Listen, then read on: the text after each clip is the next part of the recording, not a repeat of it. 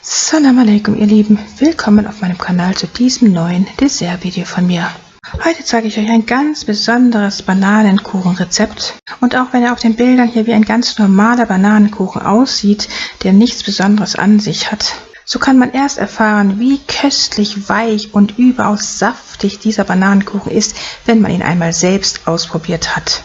Denn dieses Rezept ist kein herkömmliches Bananenkuchenrezept, sondern es ist ein Buttermilch-Bananenkuchenrezept.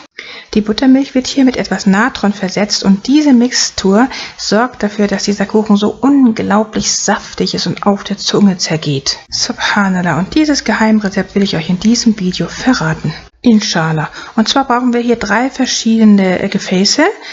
In das erste Gefäß füllen wir jetzt 2 Becher ganz normales Weißmehl. Als Maßeinheit nehmen wir hier jetzt immer solche Kaffeebecher und einen halben Becher Kokosflocken, wie wir gerade gesehen haben.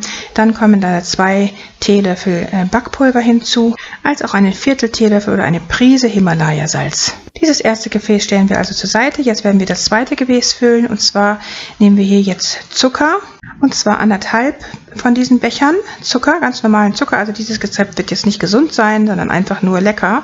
Ein Päckchen Vanillenzucker kommt noch hinzu und dann ein Becher Butter. Und zwar natürlich geschmolzene Butter. Hier haben wir die jetzt geschmolzene Butter, die kommt hinzu. Und jetzt wird diese Mischung, also dieser Zucker, Vanillenzucker und die Butter, werden zusammen cremig geschlagen. Zuerst hatte ich dazu einen Pürierstab genommen, aber natürlich dann festgestellt, dass das nicht das richtige Gerät ist und habe dann hinterher einen Schneebesen verwendet. Hauptsache, das Ganze wird eben relativ cremig dann geschlagen, bevor wir dann noch 2 Eier hinzugeben und das Ganze nochmal zu Ende schlagen. Also so lange, bis es eine richtig schöne, cremige Konsistenz ergibt. Sobald das dann getan ist, stellen wir das zweite Gefäß auch zur Seite und nehmen jetzt das dritte Gefäß hier zur Hand. Da kommt jetzt ein Becher Buttermilch rein. Und diese Buttermilch ist eben der Clou an diesem ganzen Rezept. Die geben wir jetzt hier in diese Schüssel rein und fügen dann einen Teelöffel Natron hinzu, also ganz normales Kaisernatron. In Englisch heißt das Bicarbonate of Soda. So sieht die Packung dazu eben aus, die man hier in Namibia kaufen kann. Die Mixtur wird kurz mit dem Löffel verrührt und dann für 5 bis 10 Minuten zur Seite gestellt. In dieser Zeit geht das ein bisschen auf, also es vermehrt sich ein wenig, weil die Buttermilch mit dem Natron eine Reaktion eingeht und genau diese Eigenschaft benötigen wir für den Kuchen, damit er hinterher so überaus saftig wird. Deshalb sollte das Gefäß groß genug sein, damit diese Mixtur nicht überläuft. In einem vierten Gefäß oder einfach in einem Teller werden wir jetzt die 4 mittelgroßen Bananen einfach hier mit der Gabel zerquetschen und zu einem schönen gleichmäßigen Brei zerstampfen und dann ebenfalls zur Seite stellen. Jetzt werden wir diese Buttermilch-Natron-Mischung zu der cremig gerührten Zucker-Butter-Ei-Mischung hinzufügen. Und mit dem Schneebesen nochmal wieder gut durchrühren. Wichtig ist hier, dass eben diese Zuckerbutter-Ei-Mischung, dass die in der größten Schüssel ist, weil alle anderen Zutaten dann am Ende dazukommen werden.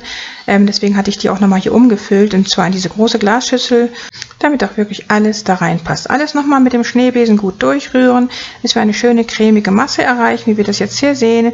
Und ganz am Ende kommt dann eben noch der Bananenbrei hinzu. Und wird dann ebenfalls entweder mit dem Schneebesen oder einfach mit dem Löffel nochmal kurz untergehoben und gründlich durchgerührt, bis wir eine richtig schöne, gleichmäßige, cremige Konsistenz erreichen, wie wir das jetzt hier sehen. So sieht das Ganze aus. So sieht diese leckere, cremige Masse aus, die dann in eine gefettete Auflaufform oder wie wir das jetzt hier sehen, in eine gefettete, mit Backpapier ausgelegte Brotform gegeben wird. Also ich habe hier so eine längliche Brotform dafür genommen, und zwar eine längere und eine kürzere. Also eine größere, indem ich eben das meiste der Mischung hineingegeben habe und dann nochmal eine kleinere und den Rest da reinzugeben. Das kann man aber handhaben, wie man möchte, je nachdem, welche Auflauf- oder Backformen man da zur Hand hat. Und dann habe ich das Ganze noch mit ganzen Mandeln bestreut.